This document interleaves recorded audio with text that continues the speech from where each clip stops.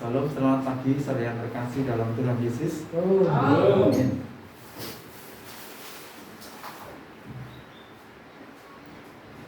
Saudara, saya pernah punya anak kecil. Saya pernah menyekolahkan anak di TK. Kita semua pernah mengalaminya. Saya mungkin Samuel dulu, Giovanni, dan Mas Heri ini akan menyekolahkan anaknya di TK. Pengalaman ketika saya menyekolahkan anak di TK adalah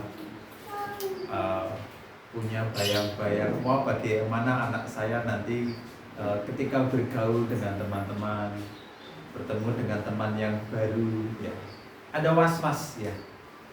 Anak saya bisa menyesuaikan diri apa tidak, dia akan nangis atau tidak, ya. Bahkan awal masuk sekolah TK, banyak sekali orang tua yang menunggu, ya, menunggu. Ada yang di halaman, ada yang di pintu menengok, wah anak saya bagaimana, nangis tidak, diam tidak, ya. Jadi ada rasa was-was ketika saya itu melepaskan anak saya untuk masuk dalam satu sekolah yang baru, ya.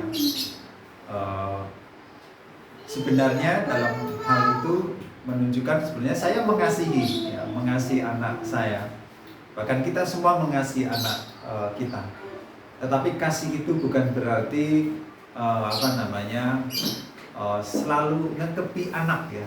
Anak saya nggak boleh kemana-mana. Ini anak saya mengasihi dia. Dia harus selalu dekat dengan saya. Tapi ternyata ada waktunya kita harus melepaskan dia, ya, untuk belajar lebih mandiri lagi. Di sini ada Vano. Saya lihat waktu awal Vano datang di sini itu dia malu-malu, ya, nggak mau turun dari motor. Datang ke sini, ayo lihat ikan. Akhirnya lama-lama dia rutin datang, dan akhirnya sekarang dia mungkin lebih enjoy, ya. Saya tidak tahu dalam pikiran bapaknya apakah dia punya pemikiran, waduh, ini dalam masa-masa pandemi, saya mengasihi anak saya. Saya nggak mau anak saya nanti tertular COVID-19. Saya nggak mau, lebih baik dia di rumah saja, dia lebih aman. Tetapi ternyata orang tua dari Vano sendiri, dia mungkin punya pemikiran lain. Mengapa saya tidak berani untuk membawa anak saya pergi ke tempat umum seperti di gereja? Mungkin ada keuntungan-keuntungan yang positif yang bisa saya alami di samping saya pribadi, dalam arti bapaknya mendapat firman dan juga anaknya menjadi terbiasa untuk bertemu dengan orang lain. Toh dia menjadi sehat. Yang ketiga, Samuel. Saya tahu Samuel dari kelas berapa, ya? Saya masih ingat waktu di Taman Lalu Lintas ada Paskah bersama. Saya masih ingat di sana. Bahkan waktu suka main game sama yang masih kecil, saya lihat juga. Terus beranjak dewasa, saya melihat Samuel perubahan itu ketika dia pergi ke Kalimantan, ya. Ada cerita baru dari orang tua. Dulu memang Samuel orangnya pendiam. Tapi sekarang kok jadi berubah, ya. Jadi ada ada perubahan. Sebenarnya mungkin Pak Teguh dan Bu Teguh dia sangat mengasihi Samuel. Saya ingin anak saya dia sehat, kuat, saya jagai dari berbagai macam orang-orang yang coba ingin mempengaruhinya. Tapi ketika melepaskan Samuel untuk pergi ke Kalimantan, tempat yang jauh, seorang diri hanya dengan rekan-rekan dan tidak tahu apa yang ada di jalan, bahkan yang akan terjadi di sana, pergaulannya bagaimana, pekerjaannya bagaimana, makannya juga bagaimana. Tetapi kedua orang tua ini berani dia melepaskan. Dengan berat hati saya melepaskan anakku, silakan pergi. Apa hasilnya? Hasilnya luar biasa. Saya acungi Pak Teguh dan Bu Teguh berani melepaskan. Itu sebenarnya bukan berarti tidak mengasihi ketika melepas anak untuk pergi merantau. Tetapi itu sebenarnya salah satu dari kasih juga. Jadi wujud dari kasih juga. Apa? Melatih dia untuk menjadi lebih mandiri, menjadi lebih kuat, berani bergaul dengan orang lain. Bahkan saya mendengar Samuel sekarang bisa makan apa, Bu? Sayur apa? Pare.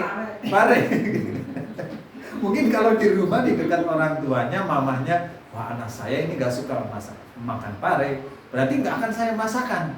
Tetapi ketika dia pergi dan merantau bertemu dengan orang, terpaksa dia harus makan dan supaya tubuhnya kuat, itu menjadi pengalaman tersendiri.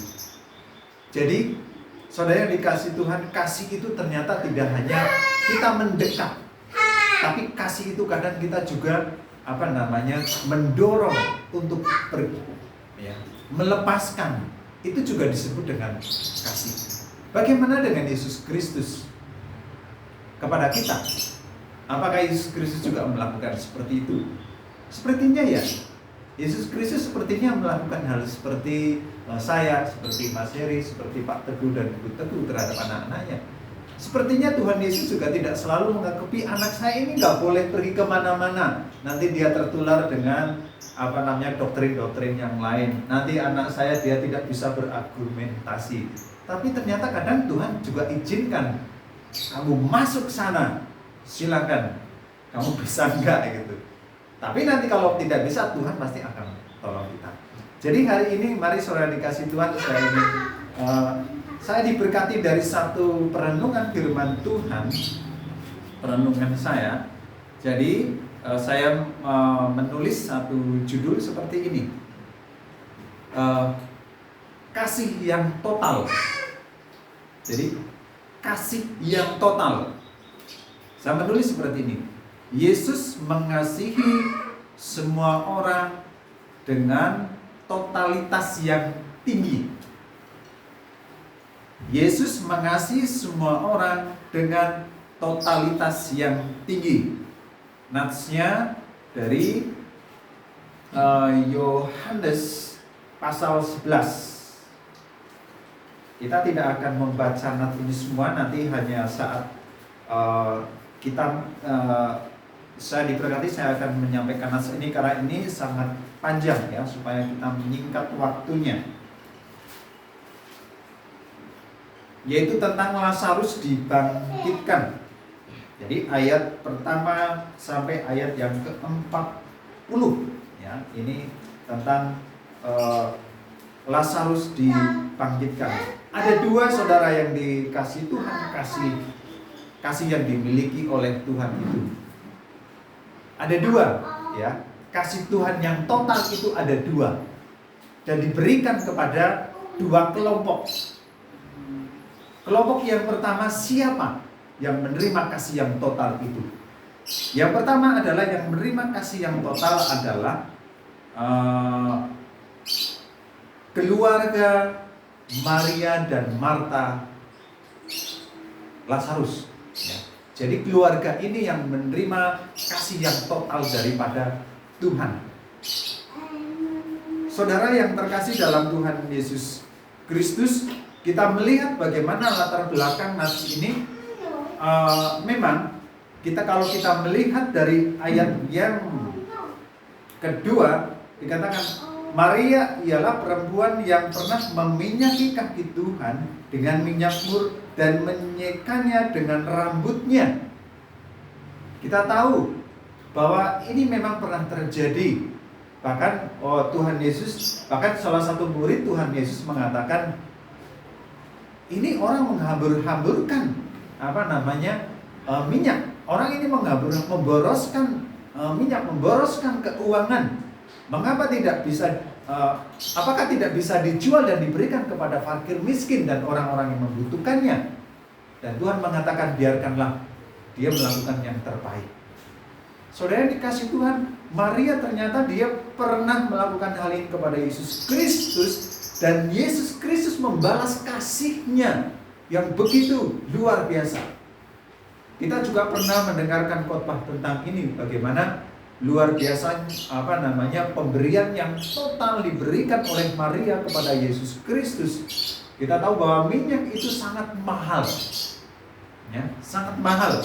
Kalau kita menggali di dalam nats tentang Yesus kaki Yesus diminyaki, di sana nanti bisa mendengar khotbah dari bapak-bapak yang lain atau mungkin dari saya sendiri. Saudara yang dikasih Tuhan, kasih Maria, dia mengasihi Yesus dengan kasih yang total juga ternyata. Dia memberi tidak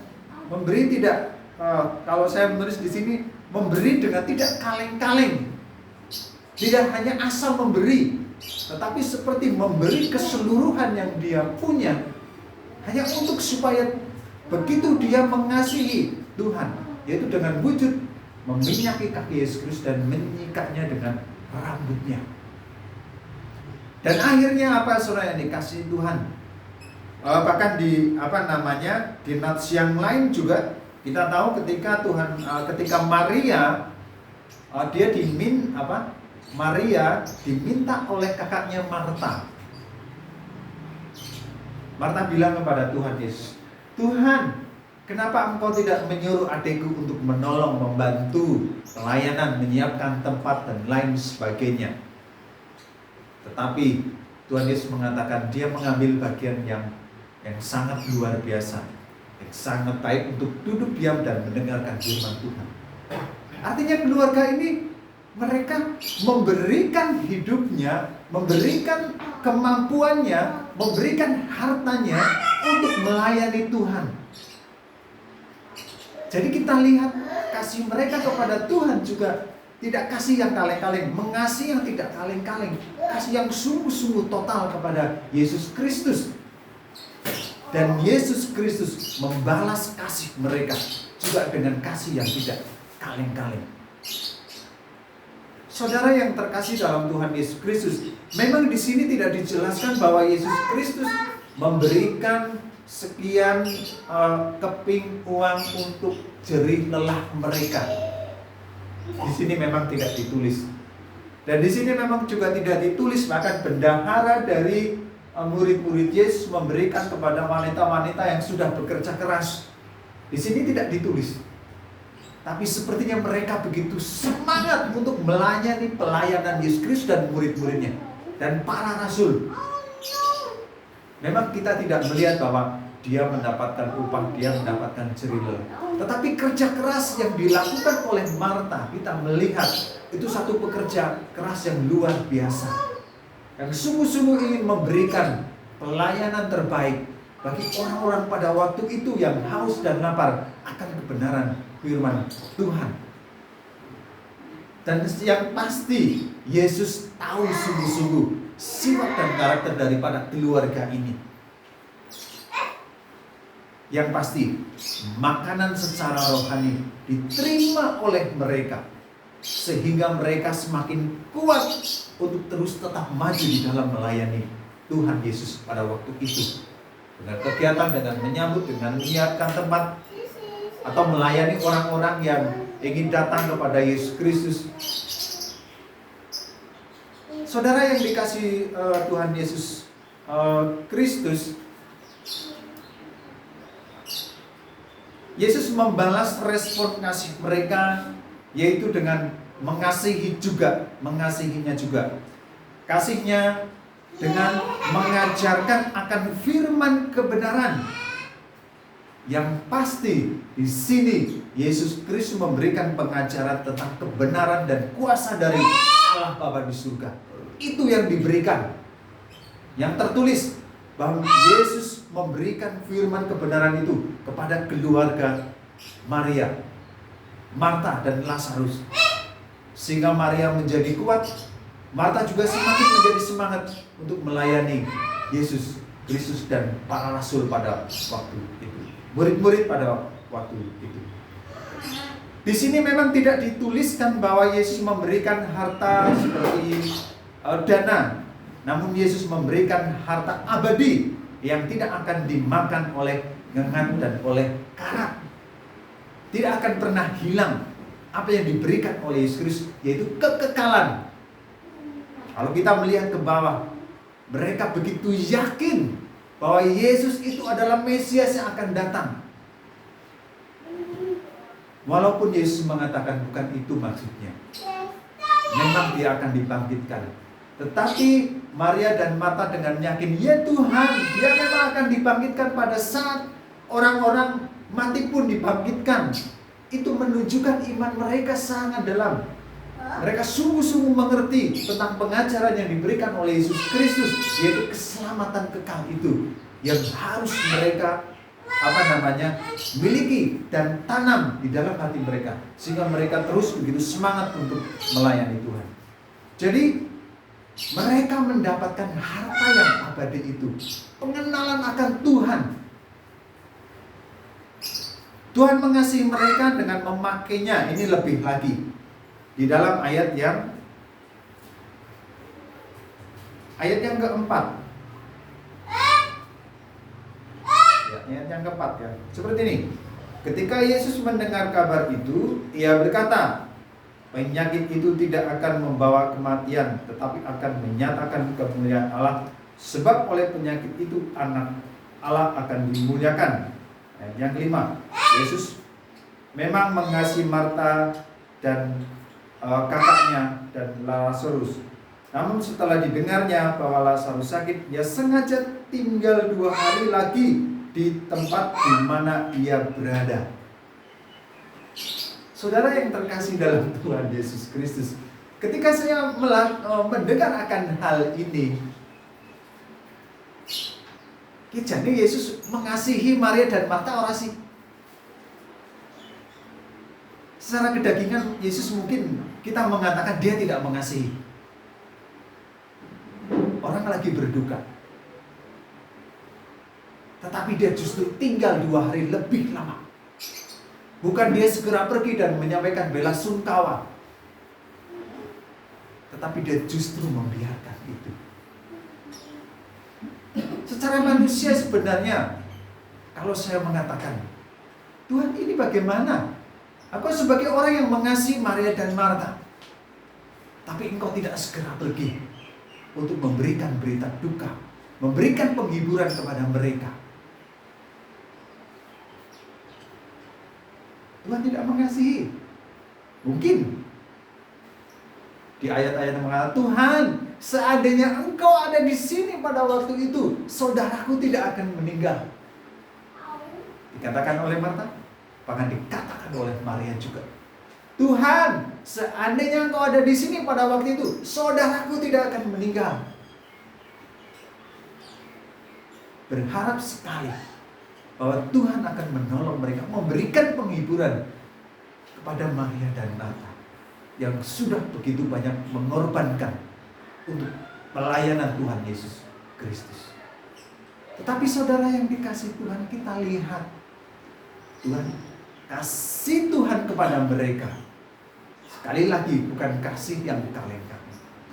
Kasih Tuhan kepada Maria dan Marta mungkin seperti yang dialami oleh saya, Mas Heri, Pak Teguh. Saya tidak akan tahu anak saya akan bisa bergaul.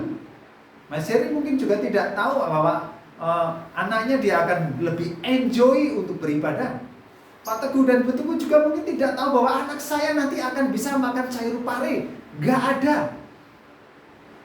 Bahkan mungkin tidak ada pikiran anak saya nanti bagaimana. Wah, sekarang dia pulang lebih mandiri. Setelah itu baru, ternyata dia lebih dari apa yang saya pikirkan. Maria belum tahu bahwa sesungguhnya mereka akan dipakai oleh Tuhan untuk menyatakan kemuliaan Tuhan. Itulah kasih Tuhan kepada mereka. Jadi kasih Tuhan bukan hanya mengasihi mereka, Maria, Marta, dan Lazarus, tetapi orang-orang di sekeliling mereka dengan kejadian itu mau tunjukkan bahwa aku itu mengasihimu loh. Saya mau memakai kamu lebih dari apa yang kamu inginkan. Bukan hanya melihat saudaramu hidup, tapi aku ingin orang lain melihat bahwa aku ini diutus oleh Bapa di surga untuk semua orang berdosa. Bahwa aku ini loh utusan dari Allah, supaya mereka mengerti. Bukan hanya kamu yang menikmati, tapi orang lain juga menikmati seperti kamu nikmati Maria dan Marta. Dan pada akhirnya mereka akan menyadari, dan mereka baru tahu bahwa sepeninggalan Lazarus itu Tuhan sangat mengasihi mereka, dan semakin yakin bahwa ini adalah anak domba Allah yang datang bahwa ini adalah Mesias yang datang, mengasihiku, dan bukan hanya mengasihiku, tapi mengasihi tetangga-tetanggaku, orang-orang yang ada di sekelilingku. Maria dan Marta akan semakin melihat sukacita yang dia miliki.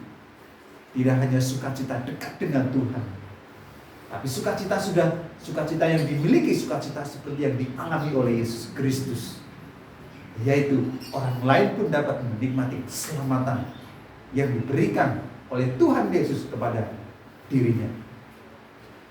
Tuhan Yesus mengasihi mereka dengan memakainya sebagai alatnya yang sangat berharga, yaitu kematian Lazarus, supaya Tuhan dimuliakan, diagungkan, dan disembah oleh semua orang. Tuhan Yesus percaya bahwa mereka mempunyai iman yang kuat untuk siap dipakai menyatakan kemuliaan Bapa di surga.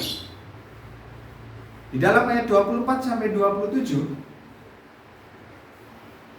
24 sampai 27 dikatakan, kata Marta kepadanya, aku tahu bahwa ia akan bangkit pada waktu orang-orang bangkit pada akhir zaman. Jawab Yesus, akulah kebangkitan dan hidup. Barang siapa percaya kepadaku, ia akan hidup walaupun ia sudah mati. 26. Dan setiap orang yang hidup dan yang percaya kepadaku tidak akan mati selama-lamanya. Percayalah engkau akan hal ini? Jawab Marta, ya Tuhan, aku percaya bahwa engkaulah Mesias, Anak Allah, Dia yang akan datang ke dalam dunia ini.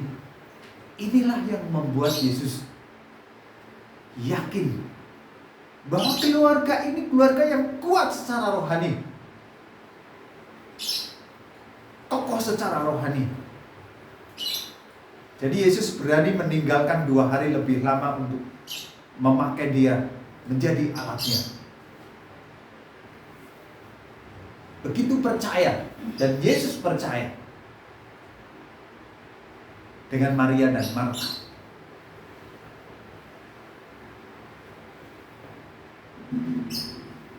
Sekali lagi kembali ke ilustrasi tadi. Apakah saya percaya kepada anak saya Gabriel pada waktu itu masih kecil? Bahkan kepada Ika waktu saya masih kecil. Bahkan Novano ketika datang pertama, apa saya percaya anak saya akan lebih betah di sana? Bahkan Pak Teguh, apakah saya percaya anak saya akan mau bergaul dalam dunia yang luar, yang luas, yang tidak hanya ditempuh dengan bisa naik kereta, naik travel, tapi harus berjalan yang sangat jauh. Apakah saya percaya? Ketika kita melepaskan, sesungguhnya kita sudah mempercayakan diri kepada anak kita. Aku percaya anak saya pasti mampu. Bisa kuat. Ayo nak masuk, silakan. Bapak ada di luar ya. Bapak ada di luar. Kamu di sana aja. Lama-lama Bapak di luar. Bapak padahal pergi. Udah pulang. Nanti ujung-ujung ada yang nangis cari, Bapak mana? Bapak pun nanti jemput lagi ke sini. Waktu TK ada anak yang menangis, ada yang sampai digendong sampai akhir cerita guru TK itu. Wah, gue desi cilikannya tak gendong, ono masih bapaknya jemput maning. Itulah kasih orang tua. Bahwa itulah kasih Tuhan juga kepada Maria dan Marta. Itulah kasih Tuhan juga kepada kita. Kasih Yesus juga ditunjukkan kepada kasih Yesus juga ditunjukkan dengan ikut empati, ikut sedih dan menangis. Ini yang sungguh-sungguh Yesus juga istilahnya bahasanya yang orang saklek ya. Bahasanya dia juga ikut empati. Dia ikut sedih ketika Maria dan Marta menunjukkan Tuhan, seandainya aku ada di sini, engkau saudaraku tidak akan mati. Yesus sedih. Dan di dalam nats ini mengatakan Yesus menangis. Ya, Yesus menangis. Jadi Yesus, ketika Yesus merasa sedih, dia sungguh-sungguh betapa kehilangan saudara yang sangat dikasih, yaitu Lazarus. Dia sedih. Melepaskan anak untuk pergi sekolah mungkin juga sedih. Ya. Tapi terpaksa kita memang harus membuat nanti dia lebih dewasa. Ayat yang ke-35 ya. Ayat 35. Maka menangislah Yesus. Ya, menangislah Yesus. Yesus menangis, mencucurkan air mata, menteteskan air mata dengan kesedihan yang dialami oleh Maria dan Marta. Empati. Bahkan di ayat 40 sampai 44 Yesus menunjukkan bahwa kasihnya bukan kaleng-kaleng, kasihnya sangat dalam sekali. 40 dikatakan di sana, jawab Yesus, bukankah sudah kukatakan kepadamu, jikalau engkau percaya, engkau akan melihat kemuliaan Allah. Maka mereka mengangkat batu itu. Lalu Yesus menghadapkan ke atas dan berkata, Bapa, aku telah mendengarkan. Bapa, aku mengucap syukur kepadamu karena engkau telah mendengarkan aku. Aku tahu bahwa engkau selalu mendengarkan aku. Tetapi oleh karena orang banyak yang berdiri di sini mengelilingi aku mengatakannya, supaya mereka percaya bahwa engkaulah yang telah mengutus aku. Dan sesudah berkata demikian, berserulah ia dengan suara keras, Lazarus, marilah keluar. Orang yang telah mati itu datang keluar, kaki dan tangannya masih terikat dengan kain kapan dan mukanya tertutup dengan kain peluh. Kata Yesus kepada mereka, bukalah kain-kain itu dan biarkan dia pergi. Saudara, ketika Lazarus dibangkitkan, apa ingin ditunjukkan bahwa Yesus, aku ini loh lebih kuat. Tuhan tidak menunjukkan bahwa aku ini paling kuat.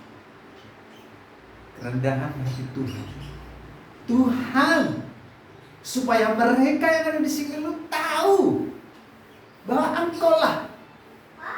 Jadi ada sesuatu yang lebih yang harus ditinggikan. Bukan Yesus yang membuat mujizat itu, tapi Tuhan Yesus ingin orang-orang itu percaya loh. Kamu itu percaya sama Allah yang menciptakan dunia ini. Kamu tunduklah kepada Dia. Tapi percayalah kepadaku bahwa aku berasal dari Dia. Itu yang mau ditunjukkan oleh Tuhan. Jadi Yesus mengasihi mereka bukan supaya dia menjadi yang tenar, yang followernya banyak, tapi ingin itu loh, kamu harus menyembah sama Dia. Kamu jangan menyanjung saya, tapi sanjunglah Dia yang memberikan kebangkitan dan hidup itu. Aku bukan apa-apa, tapi Dia lebih besar daripada itu. Aku memang diutus dari Dia, dari Bapa di surga. Tunduk jiwa, roh, kasih yang Tuhan berikan kepada Maria, Marta, dan juga Lazarus. Yesus mengasihi saudara semua dengan kasih yang total. Siapakah dirimu? Siapkah dirimu untuk dikasihi, bahkan dipakai untuk menyatakan kasihnya? Ini panggilan kepada kita masing-masing, pribadi lepas pribadi. Apakah kita siap dipakai seperti Maria, Marta, Lazarus? Kita mau dijadikan alatnya. Tapi tidak mudah untuk melewati itu semua. Kita harus sungguh-sungguh kuat, mengerti benar tentang Tuhan. Baru Tuhan akan memakai kita dengan begitu luar biasa. Apakah untuk kita? No. Kalau Tuhan memakai kita, supaya Tuhan dimuliakan. Dan bukan supaya kita ditinggikan. Upahmu di mana? Di sini bisa? Tuhan bisa berikan. Tapi yang pasti upahmu besar di surga. Mahkota akan diberikan kepadamu yang siap dipakai oleh Tuhan untuk menyatakan kemuliaan. Iya. Mari saudara yang dikasih Tuhan, saya ingin memanggil kita semua. Siapkanlah diri kita untuk dipakai oleh Tuhan untuk menyatakan kemuliaan-Nya. Dan kasih Tuhan kepada kita semua bukan kasih yang kaleng-kaleng, mengasihi yang biasa, yang hanya memberikan uang, yang hanya memberikan pekerjaan. Tidak. Tapi kadang Tuhan memberikan teguran, kadang Tuhan memberikan nasihat melalui firman Tuhan. Tapi janganlah saudara menjadi down, bangkit, karena itu perkataan dari Tuhan. Dan perkataan dari Tuhan sekali lagi ya dan amin pasti akan terjadi. Jadi mari kita siap tumbuh di dalam Tuhan, karena Tuhan mau memakai kita. Yang terakhir, yang dua, yaitu kasih. Tadi adalah kasih kepada orang yang membalas kasihnya. Sekarang adalah kasih kepada orang yang tidak membalas kasihnya. Ayat 6-10. Namun setelah didengarnya bahwa Lazarus sakit, ia sengaja tinggal 2 hari lagi di tempat di mana ia berada. Tetapi sesudah itu ia berkata kepada murid-muridnya, "Mari kita kembali ke Yudea." Murid-murid itu berkata kepadanya, "Rabi, baru-baru ini orang-orang Yahudi mencoba melempari engkau. Masih maukah engkau kembali ke sana?" Jawab Yesus, "Bukankah ada 12 jam dalam satu hari? Siapa yang berjalan pada siang hari, kakinya tidak terantuk, karena ia melihat terang dunia ini. Tetapi jikalau seorang berjalan pada malam hari, kakinya terantuk, karena orang tidak ada di dalam terang tidak ada di dalam dirinya." Saudara yang dikasih Tuhan, kasih yang Yesus yang kedua adalah kasih kepada orang yang tidak mengasihi. Ternyata Tuhan kasihnya itu tidak hanya menyambut orang yang menyambut kasihnya, tetapi Tuhan juga ternyata mengasihi orang yang membencinya. Kita lihat dalam nats ini, Yesus dikatakan dia apa? Tuhan, bukan engkau di sana akan dilempari batu. Tapi Tuhan tidak berhenti. Tuhan tidak istilahnya kalau saya mengatakan tidak takut untuk pergi kembali dan menyampaikan kembali kebenaran itu. Yesus menunjukkan teladannya kepada kita untuk mengasihi musuh, mengasihi orang-orang yang tidak mengasihi. Yesus tetap menaburkan kasih itu kepada mereka supaya mereka tidak berjalan dalam kegelapan dan dosa